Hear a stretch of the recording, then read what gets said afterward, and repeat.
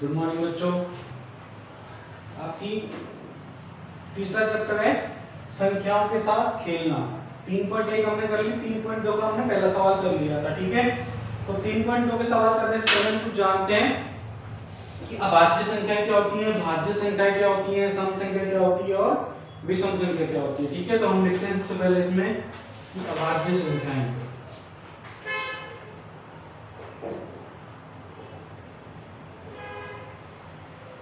अभाज्य संख्याएं क्या होती हैं, ठीक है। ध्यान से देखना, आज क्वेश्चन करेंगे हम, ठीक है। वे संख्याएं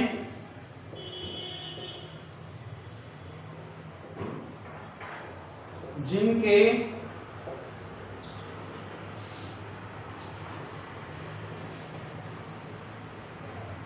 गुणनखंड एक और स्वयं वह संख्या ही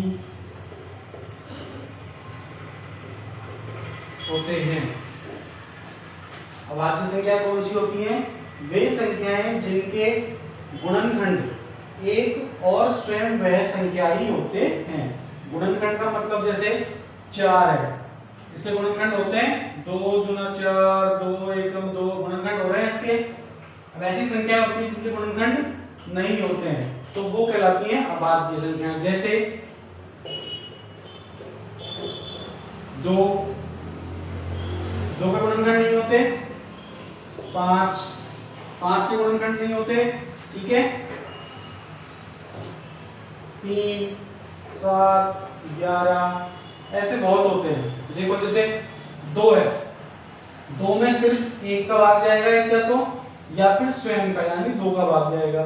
5 है, 5 में सिर्फ 1 का भाग जाएगा या फिर 5 का ही भाग जाएगा। 3 है, 3 में 1 का भाग जाएगा और या फिर 3 का भाग जाएगा। 7 है, 7 में या तो 1 का भाग जाएगा या 7 का ही भाग जाएगा। 11 है, 11 में 1 का भाग जाएगा या 11 का। जैसे दूसरी है 13 है और भी है 17 है, ऐसे बहुत सारी हैं, ठीक है ना। तो ये होती है सारी अभाज्य संख्याएं, ठीक है। अब भाज्य संख्याएं क्या होंगी? भाज्य संख्याएं वे संख्याएं जिनके एक से या फिर जिनके गुणनखंड होते हैं। वे संख्याएं जिनके गुणनखंड होते हैं, तो कौन कौन सी हो सकती है? देखो जैसे 4, 6, 8, 10, 9, 12, ठीक है। इनके सारे गुणनखंड देखो, इसमें 4 में 2 का भाग भी जाता है, 4 का भी जाता है, 1 का भी जाता है, ठीक है। 6 में देखो 2 का भी जाता है, 3 का भी जाता है, 1 का भी जाता है, 6 का भी जाता है। 8 में 2 का भी जाता है, 4 का भी जाता है, 8 का भी जाता है। तो एक से ज्यादा गुणनखंड होते हैं तो वो हो जाती है भाज्य संख्याएं। और अभाज्य संख्याएं जिनमें स्वयं का भाग जाए और 1 का भाग जाए, वो होती है अभाज्य संख्याएं, ठीक है। अब देखो, उतार लिया होगा, मैं मिटा देता हूं उसको।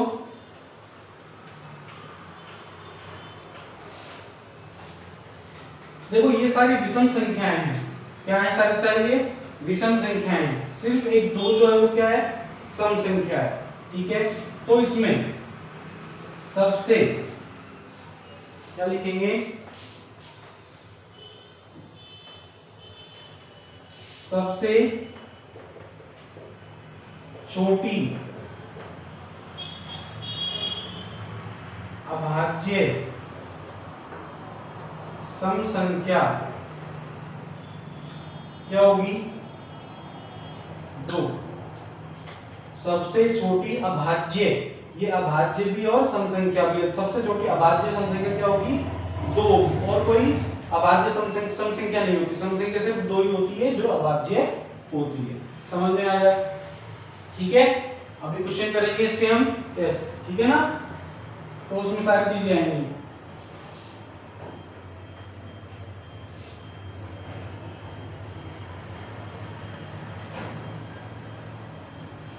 अब देखो सम संख्या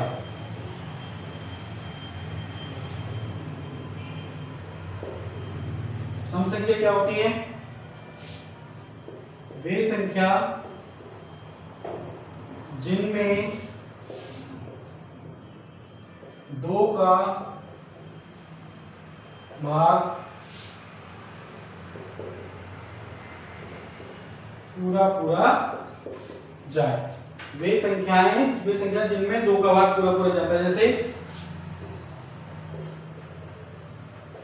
2, 4, 6, 8, 10, 12, 14 ये सारी होती है सम संख्या जिनमें 2 का भाग जाता है। अब आती है विषम संख्याएं। विषम संख्या वे संख्या जिनमें 2 का भाग नहीं जाता है। वे संख्याएं जिनमें 2 का भाग नहीं जाता है। कौन कौन सी? जैसे 1, 3, 5, 7, 9, 11, 13, 15 ये सारी कौन सी है? विषम संख्याएं जिनमें 2 का भाग नहीं जाता है। सम संख्या जिनमें 2 का भाग जाता है वो सम संख्या। अब भाज्य संख्या कौन सी होती है? जो स्वयं से डिवाइड हो और 1 से भाग जाए। जो स्वयं से 2 का भाग जाए और 1 का भाग जाए, ठीक है। भाज्य संख्या है जिसके 1 से ज्यादा गुणनखंड हो, ठीक है। ये सब उतार लो, फिर अपन सवाल करेंगे।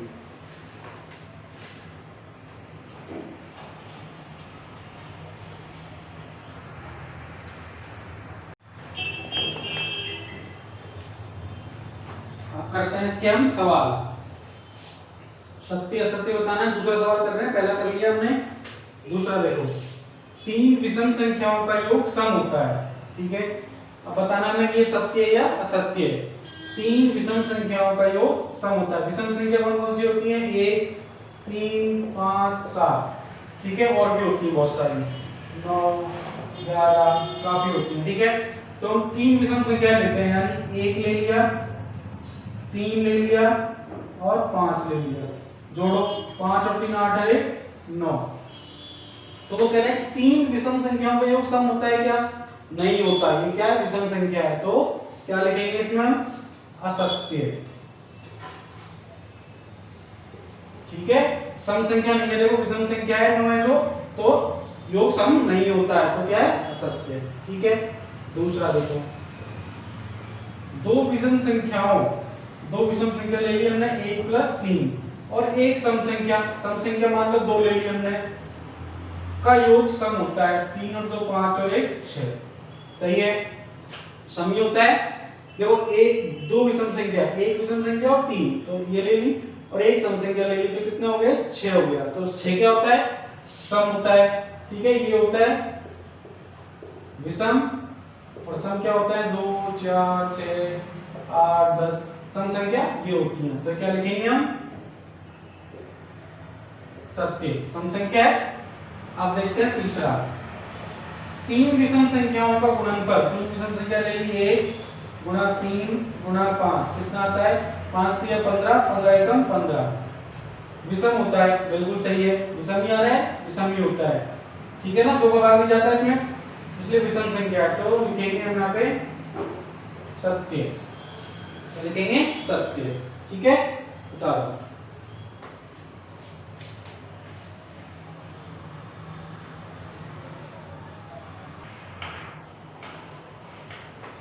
अब देखो ABC कर लिया हमने, दूसरे का B देखो। यदि किसी सम संख्या को 2 से भाग दिया जाए तो भागफल सदैव विषम होता है।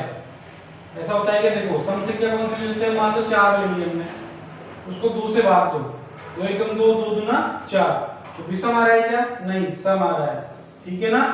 चाहे ऐसे कर लो, 4 में हमने 2 से भाग दिया, तो 2 दूना 4, तो क्या आ रहा है? सम आ रहा है। तो क्या लिखेंगे इसमें? असत्य, क्या लिखेंगे? असत्य, ठीक है। अब देखो ई वाला, सभी अभाज्य संख्याएं विषम है। देखो अभाज्य संख्या क्या होती है? 2 3 5 7।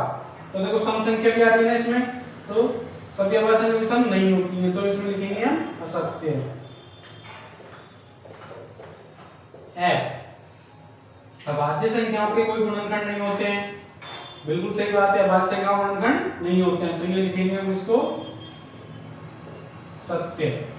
ठीक है, उतारो।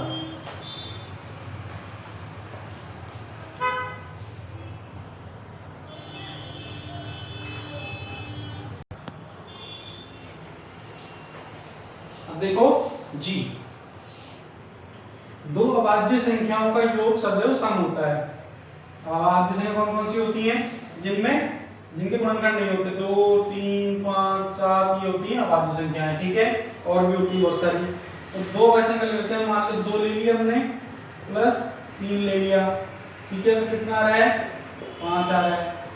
ठीक है, अब मान लो मैंने ले लिया 3 प्लस 5 तो 8 आ रहा है। देखो यहाँ 5 आ रहा है, यहाँ 8 आ रहा है, ये कह रहा है हमेशा ही सम होता है, तो क्या लिखेंगे हम इसमें? असत्य। क्या लिखेंगे? असत्य। ठीक है, अब देखो केवल 2 ही सम अभाज्य संख्या है, केवल 2 ही सम अभाज्य संख्या, बिल्कुल सही है, मैंने लिखवाया था, तो ये क्या आएगा? सत्य। आई वाला सभी सम संख्याएं भाज्य संख्याएं हैं, यह असत्य है क्योंकि 2 जो है वो अभाज्य संख्या है, तो असत्य है। 2 सम संख्याओं का गुणनफल सदैव सम होता है। देखते हैं, जैसे 2 गुणा 4 बराबर 8, 6 गुणा 4 बराबर 24, तो यानी ये क्या है? सत्य है। क्या है ये? सत्य है। दूसरा सवाल खत्म हो गया, उतारो उसको।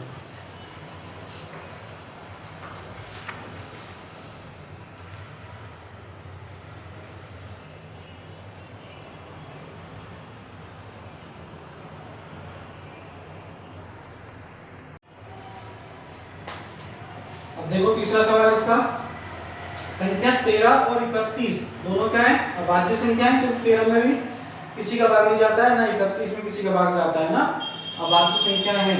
इन दोनों संख्याओं में 2 अंक 1 और 3, देखो इसमें भी 1 और 3 है और इसमें भी 1 और 3 है, 1 और 3 है, तो 100 तक की संख्याओं में से अन्य सभी को ज्ञात करो। तो 100 तक की संख्याओं में देखने के ऐसे ही कितने और जोड़े हैं। ठीक है, तो देखो 9 तक तो क्या होता है? 9 तो क्या है? एक संख्या में तो लास्ट कौन सा आता है? 7 आता है। ठीक है, फिर 11 आता है, 11 का अपोजिट दूसरा कोई नहीं होता है। एक तो देखो 17, 17 का कौन सा होता है? 71, 17 के अभाज्य और 71 के अभाज्य। ठीक है, दूसरा होता है 79 और 97। ठीक है, तीसरा होता है 19 और 91। ठीक है ना, इनमें एक साथ 7 9 7 9 1 9 8 1, ये सारी क्या है? अभाज्य संख्याएं हैं। ठीक है, अब देखो चौथा सवाल, 20 से छोटी सभी अभाज्य और भाज्य संख्या लिखो। 20 से छोटी होनी चाहिए, सबसे पहले लिखते हैं हम अभाज्य। 20 छोटी अभाज्य 2 3 5 7 11 13 17 और 19, ये सारी अभाज्य संख्याएं में किसी का भाग नहीं जाता है, एक का और इन सब का, जैसे 2 का 2 में जाता है, 3 का 3 में, 5 में 5 में, और किसी का भाग नहीं जाता है। ठीक है, भाज्य देखते हैं कौन सी? 1। ठीक है, 1 तो नहीं आती है, 1 छोड़ो, 4 6 8। ठीक है, 4 6 8 10 9 भी है, 12 14 15, ठीक है ना, 16 18, 20 से छोटी चीज ना, 18 हो गई, 16 हो गई, 15 हो गई, 14 हो गई, 13 नहीं होती, 13 5 हो गई, 11 भी नहीं होती है, 12 हो गई, 10 है, 10 आ गया, 9 भी आ गया, 8 भी आ गया, 7 नहीं होती है, 6 आ गया, 5 4 आ गया। ठीक है, ये भाज्य हो गई और ये भाज्य संख्या हो गई। 4 सवाल आज हमारा दूसरा, तीसरा, चौथा सवाल हो गया, बाकी हम बाद में पढ़ेंगे। ये कॉपी में उतारो और अच्छे से ध्यान से पढ़ना। ठीक है।